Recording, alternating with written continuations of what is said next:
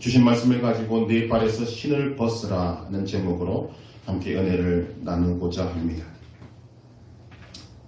우리는 참 삶이 힘들다고 여깁니다. 그러나 최악은 아니라고 저는 생각을 합니다. 왜냐하면 정말 최악의 상황은 지금도 세계 곳곳에서 일어나고 있습니다.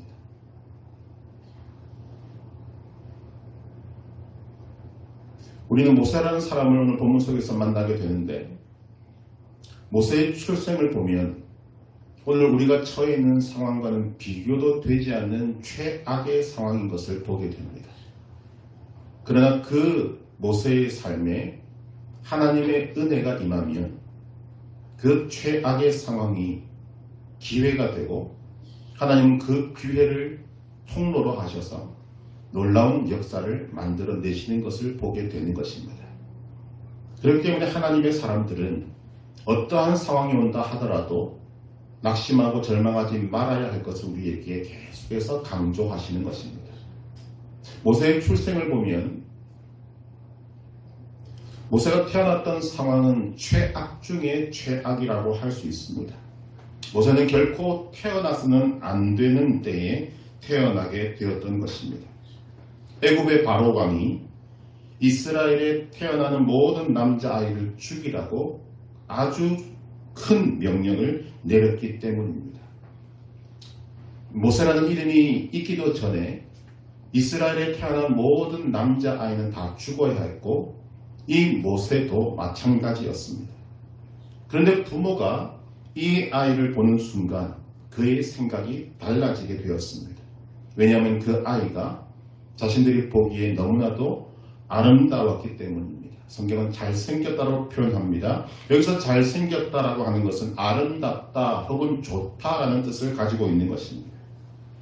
이것이 어떻게 이루어졌는가? 성경은 여기에 대해서 하나님께서 이 부모에게 믿음을 주셨다라고 말하고 있는 것입니다. 이 믿음이라는 것이 어떤 믿음인가? 왕의 명령보다도 하나님을 더 두려워하는 믿음입니다.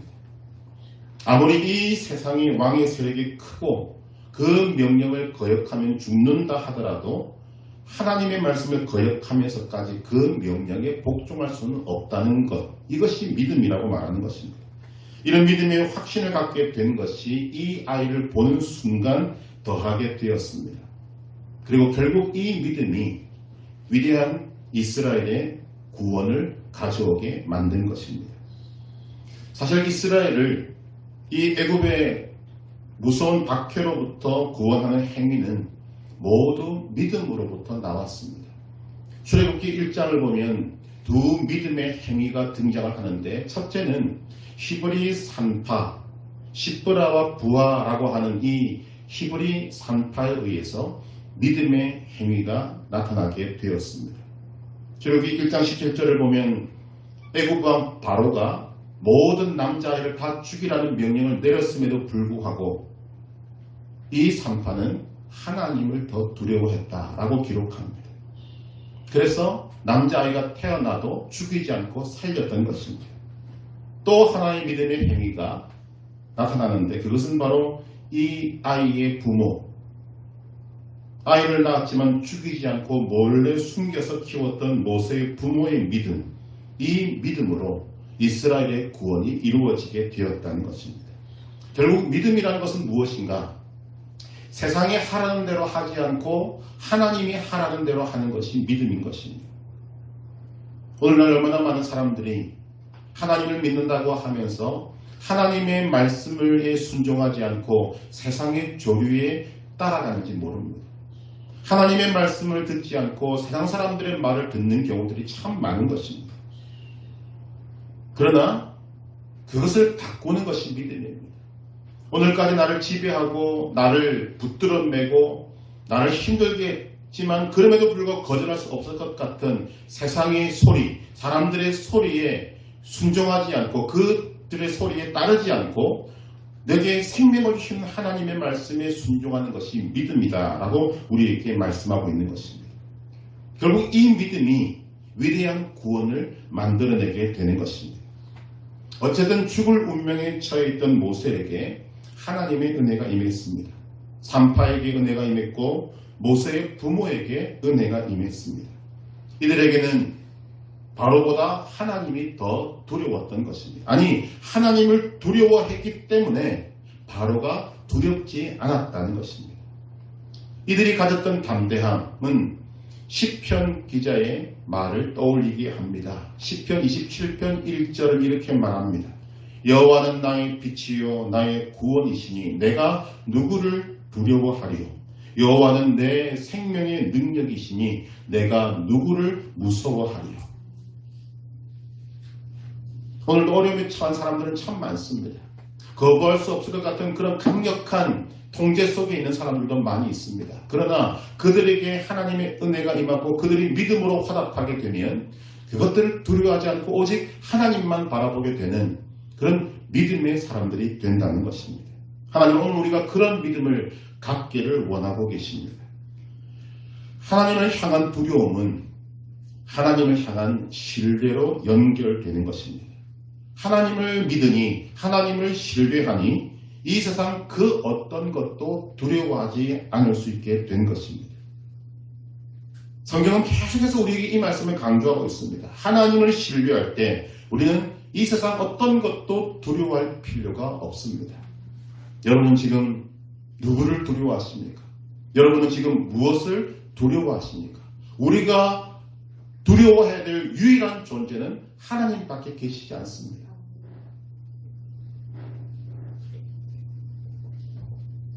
하나님은 산파에게 또 모세의 부모에게 은혜를 부어주십니다. 그런데 우리는 하나님의 은혜를 받은 사람들의 모습을 잘 볼 필요가 있습니다. 하나님의 은혜를 받은 사람들은 자신들의 삶에 최선을 다합니다. 히브리 산파들은 하나님을 믿었기 때문에 히브리 남자아이들을 살렸습니다.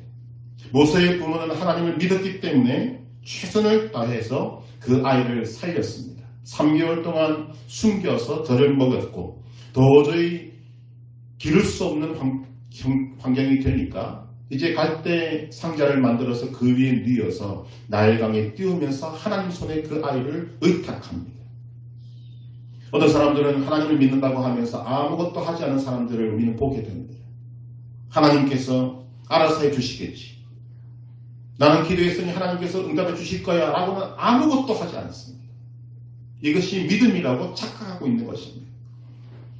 여기까지는 괜찮습니다. 하나님을 믿고 신뢰하고 기도하고 여기까지는 괜찮은데 그 다음에 아무것도 하지 않고 하나님이 알아서 해주시겠다고 하는 것은 믿음이 아니라고 말씀하고 계시는 것입니다.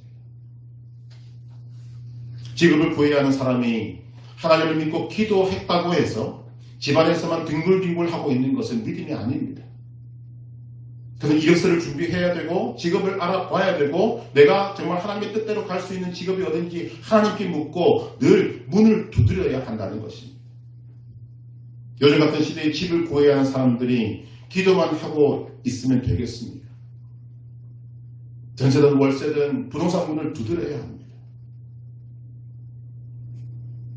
지금 우리가 함께 예배드리고 있는 이 공간은 그냥 어느 날 갑자기 우리에게 주어진 것이 아닙니다. 하나님이 이곳을 우리에게 허락하시면서 무려 3개월 동안 용인을 샅샅이 뒤지게 하셨습니다. 눈에 보이는 부동산들을 다 문을 두드리게 하셨고 여기에 교회 할 만한 곳이 있느냐고 물어보게 하셨습니다. 처음에 이 건물을 보게 하셨지만 이 장소를 보게 하셨지만 하나님은 3개월 동안 우리에게 믿음의 훈련을 시키신 것입니다. 그리고 난 다음에 용인을 거의 샅샅이 다 훑었다고 할 그때쯤에 하나님께서 응답을 주셨고 지금 우리가 이곳에서 지금 10년째 예배드리고 있는 것입니다. 산파도 모세의 부모도 믿음만 있다고 그냥 있지 않았습니다. 자신이 할 수 있는 최선을 다해서 자신에게 주어진 일들을 감당한 것입니다. 그리고 그 뒷일을 하나님이 책임져 주신 것입니다. 하나님의 은혜가 산파에게 임했고 부모에게 임했습니다만 이것으로 끝이 아닙니다. 하나님의 은혜는 바로의 공주에게도 임했습니다. 모세의 부모가 도저히 키울 수 없는 아이를 갈대 상자에 뉘어서 나일강에 띄운 바로 그때 바로의 딸 공주가 목욕을 하러 나일강으로 내려왔다고 합니다. 여러분, 우리는 믿음이 좋아서 이런 말씀들을 대할 때마다 아무런 의심도 하지 않고 그냥 믿습니다. 그 믿음 참 좋습니다만 사람들은 여기에 의구심을 가집니다. 왜냐하면 공주가 왜 목욕을 하러 나일강에 왔는가 하는 것입니다. 고고학 자료에 따르면 이미 그 시대에 애국 왕실에 그리고 애국 전역에 아주 고급진 목욕시설들이 많이 있었습니다.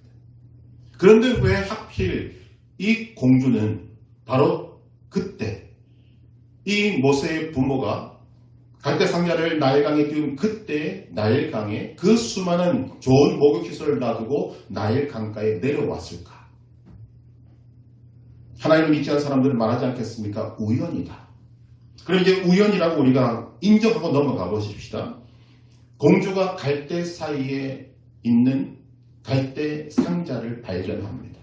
그때 그 시간에 그 장소에서 이 위쪽에 있는 분들은 갈대밭을 잘 모릅니다. 여러분 갈대밭은 참 숨기 좋은 곳입니다. 어마어마하게 넓은 곳입니다. 그곳에 무언가가 있다. 그것도 똑같은 갈대로 만들어진 상자가 있다. 누가 그것을 발견할 수 있습니까? 그런데 이 바로의 공주의 눈에 그 갈대 상자가 보였습니다. 자, 이것도 어쨌든 우연으로 넘어가십시다. 갈대 상자를 발견하고 가져오라고 합니다. 상자의 뚜껑을 여는 순간 생각지도 못했던 아이가 나오고 그 아이가 웁니다. 그 아이가 울자 이 성경은 뭐라고 기록하고 있는가? 불쌍한 마음이 들었다라고 기록하고 있습니다. 이것이 우연일까? 그런데 누가 봐도 그 아이, 갈대 상자에 누워있고 발견하자마자 우는 그 아이는 히브리 사람의 아이인 것을 공주도 알게 됩니다. 그런데 공주는 자기 아버지인 왕의 명령을 거역하고 이 아이를 키울 것으로 결심합니다. 여기까지도 우연이라고 생각하는 사람도 있을 수 있습니다. 그런데 그 다음 장면을 보면 모세의 누이가 지켜보고 섰다가 공주에게 말합니다. 내가 가서 당신을 위하여 히브리 여인 중에서 유모를 불러다가 이 아기에게 젖을 먹이게 하리이까. 여러분 이 말을 듣고 있는 이 당사자가 누구인가를 우리는 생각해야 됩니다. 바로의 공주입니다. 바로의 딸입니다. 공주가 마음먹었다면 구할 수 있는 유모가 어디 히브리 사람이겠습니까? 얼마나 좋은 유모를 구할 수 있었겠습니까? 그런데 그 소리를 듣고 이 공주는 허락합니다. 구해달라.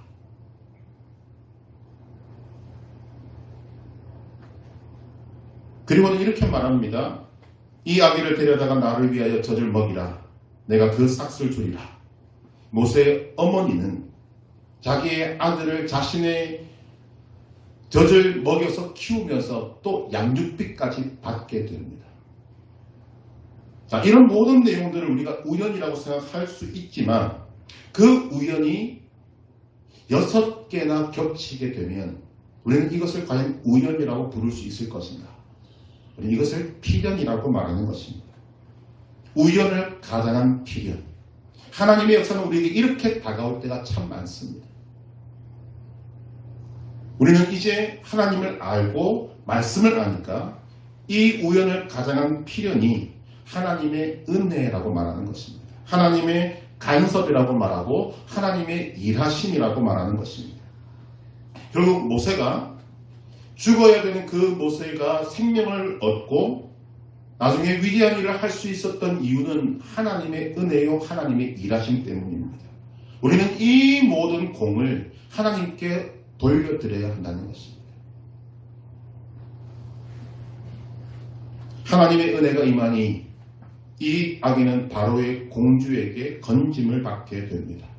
그리고 모세라는 이름도 받습니다. 모세라는 이름의 뜻이 무엇입니까? 건져냄이라는 뜻입니다. 우리는 이 모세의 모습에서 저는 저를 발견하게 됩니다. 또 우리의 모습도 발견하게 됩니다. 왜냐하면 이 모세가 처했던 상황이 우리와 별반 다르지 않기 때문입니다. 우리도 여기 있는 분도 한 부부 사이에서 태어났습니다. 태어나는 순간 우리는 많은 축복과 사랑 속에서 태어났겠지만 그러나 운명은 모세와 다르지 않았습니다. 살았으나 죽은 것입니다. 열심히 살아본들 마지막은 죽음이었습니다. 이것이 오늘 우리가 처해 있던 과거의 현실이었다는 거죠. 부정할 수 없는 현실입니다. 그러나 그런 우리에게도 하나님의 은혜가 임했습니다. 이 모세의 출생에 대한 것은 사도행전 7장의 스데반의 설교에서 나오는데 그 스데반은 이렇게 이 장면을 설명하고 있습니다. 그때 모세가 낳는데 하나님 보시기에 아름다운지라. 중요한 대목입니다. 하나님 보시기에 아름다운지라. 여러분 사실 이것이 놀라운 것입니다. 하나님 보시기에 좋았더라. 하나님 보시기에 아름다운지라. 여러분 이것이 어디에 쓰여졌는지를 우리는 알고 있습니다. 언제 사용되었습니까? 하나님의 창조 때에 사용되었습니다. 하나님께서 이 땅을 창조하시고 거기에 식물과 짐승과 모든 바다의 물고기를 다 만드실 때마다 뭐라고 하셨습니까? 하나님이 보시기에 좋았더라. 하나님 보시기에 좋았더라. 그리고는 마지막 날에 하나님 보시기에 심히 좋았더라. 하나님께서 창조하신 세상이니까 얼마나 아름답고 좋았겠습니까? 그만큼 완벽하고 아름다운 세상, 그것을 보시고 하나님은 아름답다라고 한 것입니다. 그러나 이 하나님이 아름답게 보시는 것이 모세에게 적용될 때는 다릅니다. 모세가 얼마나 잘생겼고 아름다웠는지 저는 모릅니다만 본질로 따지면 모세는 죄인입니다. 하나님과 원수가 된 바로 그 죄인, 하나님이 결코 아름답게 보실 수 없는 죄인이 비록 악이지만 하나님은 죄를 이쁘게 보실 수가 없는 분이십니다. 그렇다면 모세를 보시고 하나님께서 아름답다라고 말한 이유가 무엇인가? 그것은 하나님의 마음이고 하나님의 결단입니다. 하나님의 뜻이라는 것입니다. 하나님의 사랑이자 긍휼을 나타내고 있습니다. 하나님의 이런 시선, 사랑으로 가득한 시선, 아름답게 보고자 하는 그 시선으로부터 모든 인간의 구원이 시작되게 된 것입니다. 우리는 이런 하나님의 눈, 하나님의 시선에 감사해야 합니다. 왜냐하면 하나님께서는 모세를 바라본 이 시선, 하나님 보시기에 아름다운지라 라고 하는 그 시선 그대로 저와 여러분들을 보고 계시기 때문입니다. 우리는 에베소서 2장 1절에서 밝히는 바와 같이 허물과 죄로 죽었던 너희들, 그것이 저와 여러분들의 본질이었습니다. 하나님이 전혀 아름답게 보실 이유가 없는 상태, 허물과 죄로 죽었던 너희들, 그것이 저와 여러분들의 본질이라는 것입니다. 그런데 하나님께서 살리셨습니다. 그는 허물과 죄로 죽었던 너희를 살리셨도다. 왜 살리셨는가? 그것을 사도 바울은 에베소서 2장 2절에서 7절 사이에서 밝히는데, 먼저 우리가 처했던 상황이 무엇인가를 에베소서 2장 2절에서 3절의 말씀 보면 이렇게 기록합니다. 그때의 너희는 그 가운데서 행하여 이 세상 풍조를 따르고 공중의 권세 잡은 자를 따랐으니 곧 지금 불순종의 아들들 가운데서 역사하는 영이라. 전에는 우리도 다 그 가운데서 우리 육체 욕심을 따라 지내며 육체와 마음이 원하는 것을 하여 다른 이들과 같이 본질상 진노의 자녀이었더니, 여기까지가 우리의 상태였습니다. 본질상 진노의 자녀, 즉 하나님이 결코 아름답게 보실 수 없는 상태, 그 상태가 우리였다는 것입니다. 그런데 하나님의 시선이 우리를 아름답게 보시기로 결정하셨습니다. 그리고 났더니 이런 결과가 나오는데, 에베소서 2장 4절에서 8절, 긍휼이 풍성하신 하나님이 우리를 사랑하신 그 큰 사랑을 인하여 허물로 죽은 우리를 그리스도와 함께 살리셨고 너희는 은혜로 구원을 받은 것이라. 또 함께 일으키사 그리스도 예수 안에서 함께 하늘에 앉히시니 이는 그리스도 예수 안에서 우리에게 자비하심으로써 그 은혜의 지극히 풍성함을 오는 여러 세대에 나타내려 하십니다. 너희는 그 은혜에 의하여 믿음으로 말미암아 구원을 받았으니 이것은 너희에게서 난 것이 아니요 하나님의 선물이라. 하나님은 은혜와 자비와 긍휼로 모세에게 큰 선물을 주신 것입니다. 또 하나님은 모세에게 주셨던 것과 동일한 선물을 오늘 저와 여러분들에게도 주셨습니다. 죽을 운명을 가지고 태어났던 모세, 죽을 운명을 가지고 태어났던 우리들에게도 하나님의 긍휼과 사랑으로 인해 하나님의 은혜가 임하게 된 것입니다. 어떤 사람은 부모를 통해서, 어떤 사람은 친구를 통해서, 어떤 사람은 선생님을 통해서 우리가 보기에 우연을 가장한 필연으로 하나님의 은혜가 우리에게 임하게 되었을 때 허물과 죄로 죽었던 우리가 살아나게 된 것입니다. 모세에게 임했던 구원과 똑같이 오늘 우리에게도 구원이 임하게 된 것입니다. 그 은혜로 말미암아 우리는 죽음과 사망에서 건짐을 받게 되었습니다. 이 은혜를 우리는 생명 다하는 그날까지 하나님께 감사해야 할 제목으로 가져야 할 것입니다.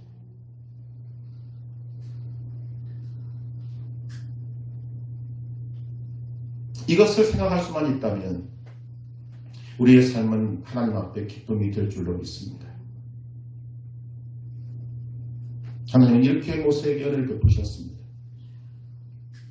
그리고 오늘 본문 속에서 하나님은 많은 세월이 지난 다음에 모세를 부르십니다. 불이 붙었으나 사라지지 않은 떨기나무를 통해서 모세를 부르시는데 그 내용을 좀 살펴보고자 합니다. 먼저 하나님은 불이 붙었으나 사라지지 않은 떨긴 나무를 통해서 모세에게 호기심을 가지게 하신 이후에 다가오는 모세를 향해서 이렇게 말씀하십니다. 모세야, 모세야. 여러분, 하나님께서 모세의 이름을 부르셨습니다.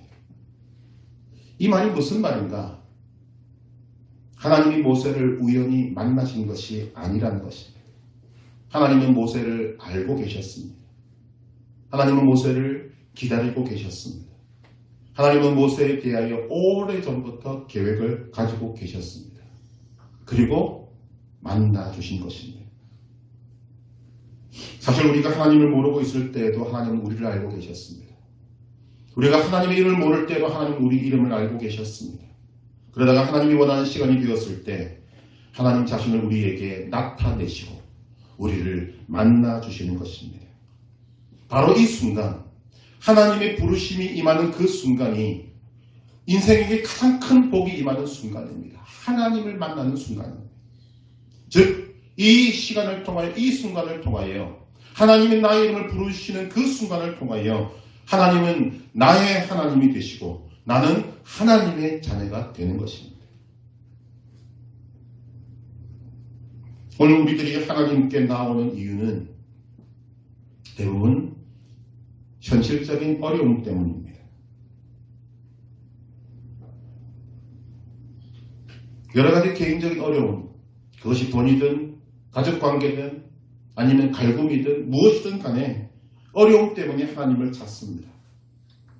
하나님은 그 어려움을 매개체로 해서 우리를 불러주고 계시는 것입니다. 사실 우리 입장에서는 어려움 때문에 하나님을 찾는다 할지라도 그것은 하나님이 사용하시는 부르심의 도구인 것입니다.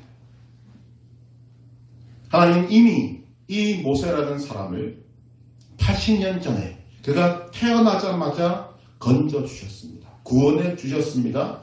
그리고 오늘 하나님은 모세를 부르심으로 또 한 번 그를 구원해 주신 것입니다. 모세는 40년 동안 무기력하게 살았습니다.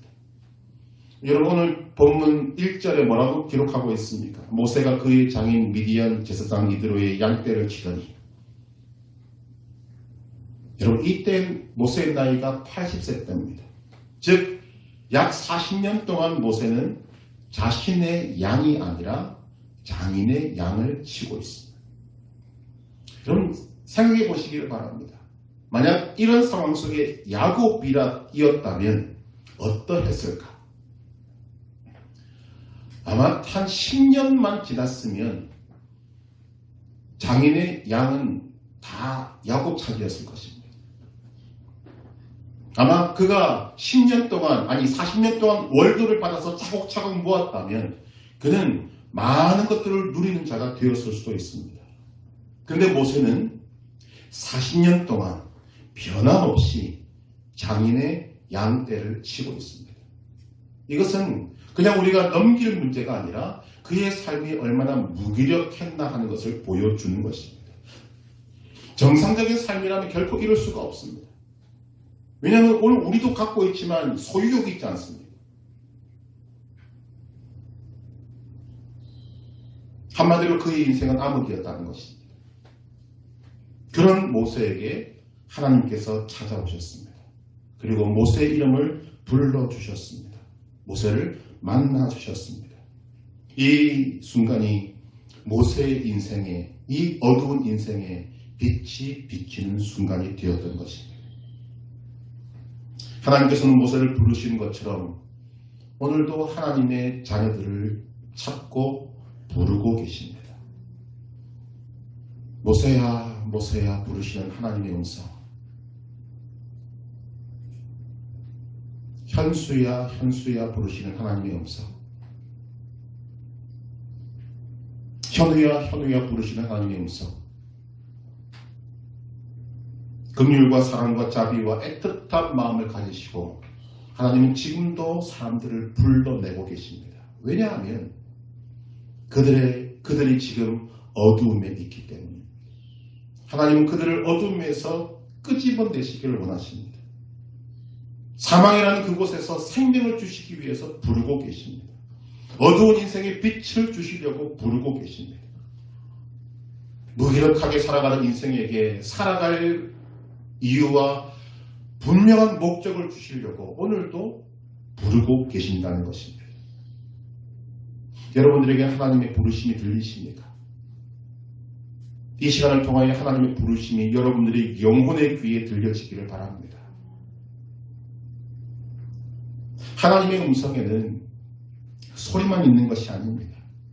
하나님의 음성에는 놀라운 것들이 포함되어 있는데 그 중에 가장 먼저는 하나님의 음성에는 풍성한 사랑이 담겨져 있습니다. 지금까지 경험하지 못했던 사랑이 담겨져 있습니다. 사실 하나님의 부르심을 받은 사람들이 감동을 하고 감격을 하고 하나님의 부르심에 응답하고 그의 생명을 던지는 이유가 무엇인가? 하나님의 그 깊은 사랑에 녹아지기 때문입니다. 또한 하나님의 음성에는 위로와 격려가 있습니다. 우리가 인생을 살아가면서 느끼는 것이지만 사람의 위로도 큰 힘이 됩니다. 그런데 하나님의 음성을 들으면 큰 힘이 될 뿐만 아니라 없던 힘도 생깁니다. 하나님의 부르심을 듣고 내가 응답하는 그 순간 그가 인생의 가장 밑바닥에 있다 할지라도 그가 가장 깊은 절망 속에 있고 가장 깊은 어둠에 있다 할지라도 그는 그 모든 것들을 벌떡 일어나서 뛰쳐나올 수 있는 힘과 용기와 능력이 생기게 되는 음성이 하나님의 부르심입니다. 또한 하나님의 음성에는 평안이 있습니다. 세상이 알 수도 없고 줄 수도 없는 평안이 차고 넘칩니다. 하나님은 이런 음성으로 모세를 부르신 것입니다. 이런 하나님의 음성을 들은 사람은 모세가 유일한 사람이 아닙니다. 하나님은 하나님의 사람들을 동일하게 부르십니다. 그 중에 대표적인 사람이 사도 바울입니다. 사도행전 9장을 보면 예수님을 믿는 사람들을 박해하던 사울은 다메섹으로까지 가는 원정대에 합류해서 앞장서서 달려가고 있었습니다. 그때 하나님은 빛으로 그를 만나주셨고 그에게 하나님의 음성이 들려지게 됩니다. 사울아, 사울아, 네가 어찌하여 나를 박해하느냐?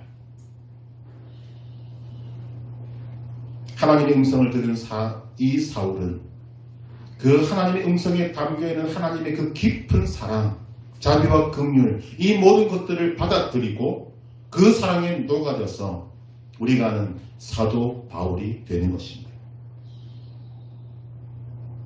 하나님 오늘 이 시간을 통해서 여러분들을 부르고 계십니다. 모세야 모세야 하는 하나님의 음성을 자신의 이름으로 들을 수 있기를 바랍니다. 모세는 자신을 부르시는 하나님의 음성을 듣고 응답합니다. 내가 여기 있나이다. 이때부터 모세의 인생은 달라지기 시작합니다. 여러분 우리는 우리의 삶이 변화되기를 원합니다. 우리의 삶을 무언가 이 인생의 빛난 존재로 만들기를 원합니다. 그러나 내 힘으로 안 된다는 거죠. 그러나 하나님의 부르심에 내가 믿음으로 응답할 때 그때부터 우리의 인생에 빛이 비치기 시작합니다. 우리의 인생이 달라지기 시작합니다. 여러분들에게 생명의 빛이 비춰지기 시작합니다. 하나님의 부르심에 여러분 응답하시기를 바랍니다. 그때부터 우리 인생은 달라지기 시작할 것입니다. 모세야 모세야 부르신 하나님, 그 다음에 모습을 보면 말씀하십니다. 네가 선 곳은 거룩한 곳이니 라고 말합니다. 네가 선 곳은 거룩한 곳이니, 하나님은 모세가 서 있는 곳이 거룩한 땅이라고 말씀하십니다. 여러분, 현실은 모세가 서 있는 그곳은 그냥 광야입니다. 풀도 없고 나무도 없고 돌멩이 투성이에 그런 볼품없는 땅입니다. 그런데 하나님은 그 땅이 거룩한 땅이라고 부르고 계십니다. 왜 거룩한 땅입니까? 그 볼품없는, 볼 것 없는 그 땅에 하나님이 임하셨기 때문입니다. 하나님이 임하시면 그곳을 장악하고 있던 죄가 떠나갑니다. 죄의 세력이 떠나갑니다. 악한 것들이 떠나가고 사탄 마귀가 떠나갑니다. 그곳에 하나님의 나라가 세워지게 되는 것입니다. 지금 모세가 서 있는 그 땅은 아무것도 볼품없는 광야라고 할지라도 하나님이 임하시니 거룩한 하나님의 나라가 된 것입니다. 여러분, 이것이 우리의 사명이기도 합니다. 우리가 있는 그곳을 하나님의 땅, 거룩한 땅, 하나님의 거룩한 나라로 만들라는 하나님의 사명이 우리에게 있는 것입니다. 많은 사람들이 교회를 그렇게 생각하지만 아닙니다. 하나님은 여러분이 있는 그곳이 하나님의 땅이 되리라고 말씀하고 계시는 것입니다. 하나님의 인재 연습을 지은 노렌스 형제는 자신이 평생토록 일하고 있는 그 수도원의 주방을 하나님께서 임하시는 거룩한 땅으로 만들었습니다. 한 청년은 자기 회사 옥상으로 올라가는 계단을 거룩한 땅으로 만들었습니다. 그는 수시로 그곳에 가서 기도했습니다. 하나님을 붙들고 하나님을 신뢰하는 마음으로 수시로 그곳에 가서 기도했습니다. 그리고 그는 그곳에서 수많은 기도의 응답을 받게 되었습니다. 어떤 주부는 자기 집에 있는 식탁의 한 의자를 자신의 거룩한 땅으로 만들었습니다. 그녀는 늘 거기 앉아서 하나님을 생각하고 하나님께 기도했습니다. 그랬더니 하나님은 거기서 그녀를 만나주셨고 많은 축복을 주셨습니다. 우리가 하나님의 부르심을 받은 그 땅이, 그곳이 거룩한 땅입니다. 여러분이 속해 있는 가정, 하나님이 여러분들을 부르신 거룩한 땅이라고 믿으시길 바랍니다. 여러분이 일하는 직장, 그 직장이 하나님이 임하시는 거룩한 땅으로 부름받은 것입니다. 여러분이 교회로 부름받으셨습니까? 그렇다면 그 교회가 거룩한 땅이 되는 것입니다. 우리는 하나님을 만나고 싶을 때 시온까지 가야 되는 것이 아닙니다. 하나님을 만나야 할 그곳이 시내산뿐이 되어서는 안 된다는 것입니다. 내가 있는 그곳에서 하나님을 향해 열린 마음으로 하나님을 인정하고 신뢰하고 무릎 꿇으면 바로 그곳이 거룩한 곳이 되어서 마귀의 세력이 떠나가고 마귀의 시험이 틈타지 못하며 하늘이 열리며 하나님의 은혜와 사랑과 축복이 임하는 거룩한 땅으로 변하게 되는 것입니다. 여러분들에게 하나님은 그 사명을 주십니다. 그래서 하나님은 모세가 선 그 볼품없는 땅을 거룩한 땅이다 라고 말씀하고 계시는 것입니다. 네가 서 있는 그곳이 거룩한 땅이다. 그렇기 때문에 하나님의 사람들은 내가 있는 그곳이 사람들이 바라보기에 아무리 초라하고 볼품없고 흔적도 나지 않는 곳이라 할지라도 우리는 그곳에서 하나님을 경배하며 거룩한 땅에서 사는 하나님 나라 백성으로 살아갈 수가 있게 되는 것입니다. 오늘 여러분들에게 이런 믿음이 있으십니까? 뒤에서 말씀하십니다. 네가 선 곳은 거룩한 땅이니 네 발에서 신을 벗으라. 여러분, 신을 벗는다라고 하는 것은 당시로 보면 너는 종이다 그 말입니다. 모세가 살았던 당시에는 신발을 아무나 신을 수 있는 것이 아니었습니다. 신은 자유한 사람만이 신을 수 있었습니다. 그래서 사람들은 딱 보면 압니다. 아, 저 사람이 신발을 안 신었구나. 종이네, 노예네. 하나님은 모세의 발에서 신을 벗게 하심으로 모세가 자신이 하나님의 종이며 이제는 하나님의 명하시는 대로 순종해야 하는 것을 깨닫게 하십니다. 저는 이 말씀을 생각하면서 에덴 동산을 떠올리게 됩니다. 하나님께서는 인간을 하나님을 본따서 만들으셨습니다. 그만큼 인간을 탁월하게 만드신 것입니다. 그럼에도 불구하고 하나님은 하나님과 인간 사이에 선을 그으셨습니다. 하나님은 창조주, 인간은 피조물. 이것을 지키는 한, 이 선을 지키는 한 인간은 영원토록 하나님의 복을 누리며 살아갈 수 있게 하셨습니다. 그것을 확인시켜 주는 것이 선악을 알게 하는 나무입니다. 그러나 인간은 유혹을 받아서 이 선을 넘었고 이 질서를 파괴해버렸습니다. 하나님은 모세를 부르시면서 모세에게 신을 벗으라고 하십니다. 너 자신의 존재와 위치를 분명히 알아야 한다라고 말씀하시는 것입니다. 자기 자신이 주인이 아님을 알아라. 너는 나의 종이다. 너는 하나님의 종이다. 그 사실을 분명히 해야 한다. 어찌 보면 이 순간 모세는 자신의 처지를 분명히 깨달은 것으로 저는 생각합니다. 아마 이 말씀을 받는 순간 지나간 80년의 세월이 주마등처럼 흘러가지 않았겠습니까? 자신의 힘과 능력으로 무언가를 해보려고 했지만 실패했던 40년, 이후에 이어진 무기력한 40년. 결론이 무엇인가 하면 모두가 자신의 힘과 능력으로 해보았지만 안 되던 그 세월들,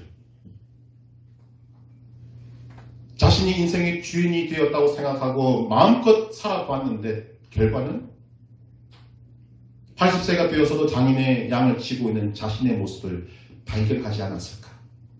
그런 모세에게 하나님은 선을 그어주신 것입니다. 너는 인생의 주인이 아니다. 내가 너의 주인이다. 너는 나의 종이다. 여러분, 80년이란 긴 세월 동안 자신이 한 것이라고는 실패밖에 없다는 것을 깨달은 모세에게 이보다 더 귀한 사건은 없었을 것이라고 생각합니다. 자신의 실패와 자신의 한계를 보고는 하나님의 말씀이 뼈에 사무치게 다가오는 것입니다. 그러므로 80세 때에 모세를 부르신 하나님의 때는 정확한 것입니다. 하나님께서 왜 사람들을 실패 자리에서 부르십니까?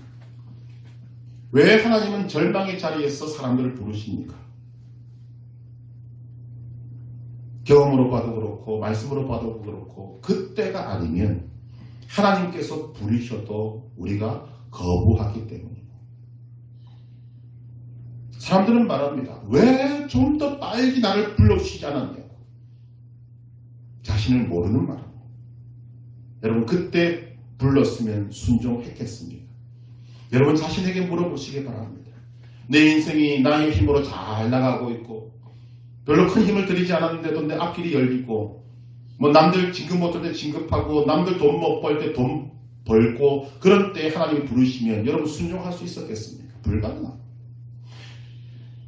내 인생에 내가 주인이 되었을 때 하나님이 부르시면 그것 100% 거절합니다. 그래서 하나님은 실패와 좌절을 하나님의 도구로 쓰시는 것입니다. 그때가 아니면 못 알아들으니까. 그런데 오늘 우리에게 이 말씀을 들려주신 이유는 무엇입니까? 그런 실패의 자리, 절망의 자리 가지 말고 하나님께서 부르실 때 순종하라는 것입니다.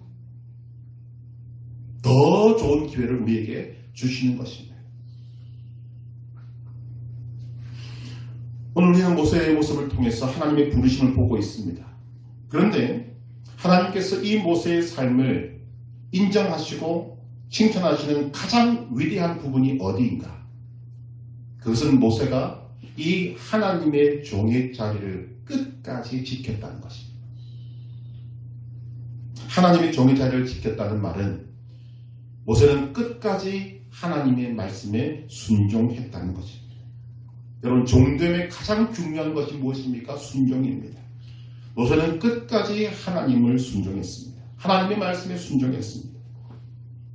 모세의 삶에서 가장 두드러진 부분은 저는 그의 마지막이라고 생각됩니다. 모세는 오늘 그의 마지막이 다가오기 전에 하나님의 명령을 받습니다. 목말라 하는 백성들에게 너는 바위를 명하여 물을 내라. 그런데 모세는 하나님의 말씀을 그대로 100% 순종하지 않고 약간 비틀어서 순종했습니다. 바위를 명하여 물을 낸 것이 아니라 땅을 2번 치고 물을 내게 했습니다. 우리가 보기에는 아주 약간 하나님의 말씀에서 어긋난 것 같습니다. 아니, 제 생각으로는 하나님의 주신 말씀을 좀 더 강조한 것 같아 보입니다. 그런데 하나님께서는 이것을 뭐라고 말씀하시는가? 너는 나의 영광, 하나님의 영광을 드러내지 않았다. 그런데 그 다음 말이 저는 소름 끼치게 하는 말이었습니다. 한평생, 아니 40년 동안 가나안을 목표로 삼았던 이 모세로 하여금 너는 그 땅에 들어가지 못한다. 청천벽력 같은 말씀을 하신 것입니다. 인간적으로 보면 이보다 더 억울한 일이 있겠습니까? 분명히 하나님께서는 모세를 부르실 때 내가 너로 이 백성을 이끌고 가나안 땅에 들어가겠다고 말씀하셨는데 어찌 보면 아주 사소해 보이는 그 사건 하나 때문에 너는 가나안 땅에 들어가지 못한다. 하루 이틀 아닙니다. 40년 동안 그 지지리도 말 안 듣는 이스라엘 백성을 이끌고 그 광야를 헤쳐왔던 모세에게 가나안 땅을 보여주시고는 너는 그곳에 들어가지 못한다. 얼마나 모세의 마음이 무너졌겠습니까만 성경은 거기에 대해서 이런 방법 말이 없습니다. 이 말은 모세는 그런 상황이 되어서도 하나님의 말씀에 토달지 않았다는 것입니다. 순종했다는 것입니다.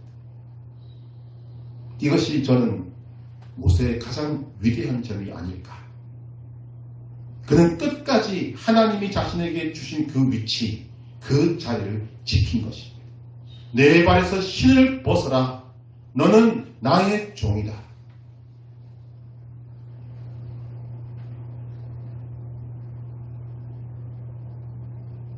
오늘 하나님이 저와 여러분들을 그렇게 부르십니다.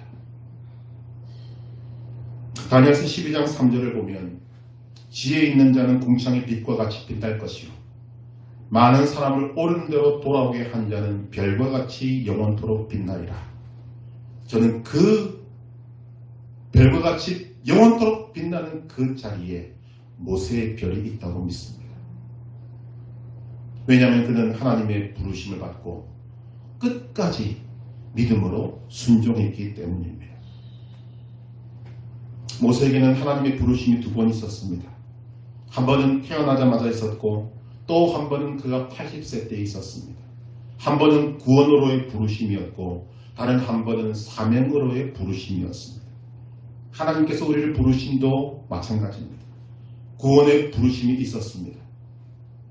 하나님 여러분들을 향한 깊으신 뜻을 세우시고 사랑의 눈으로 보시고 은혜를 베푸셔서 구원의 자리에 있게 하셨습니다. 그리고 오늘 말씀을 통해서 여러분들을 다시 한번 사명으로 부르십니다. 여러분 서만학교의 사명이 무엇입니까? 한국교회의 자정운동입니다. 한번 따라하십시다. 한국교회의 자정운동. 한국교회의 자정운동. 그것이 서만학교의 사명입니다. 우리가 바로 그 하나님의 사명의 주역들입니다. 하나님께서는 여러분의 이름을 한 사람 한 사람 불러주셔서 이곳으로 모이게 하셨습니다. 실수하지 아니하십니다. 하나님은 철저하게 여러분들을 알고 계십니다. 하나님의 부르심에는 실패가 없습니다. 그런 부르심 앞에 믿음으로 응답하시기를 바랍니다.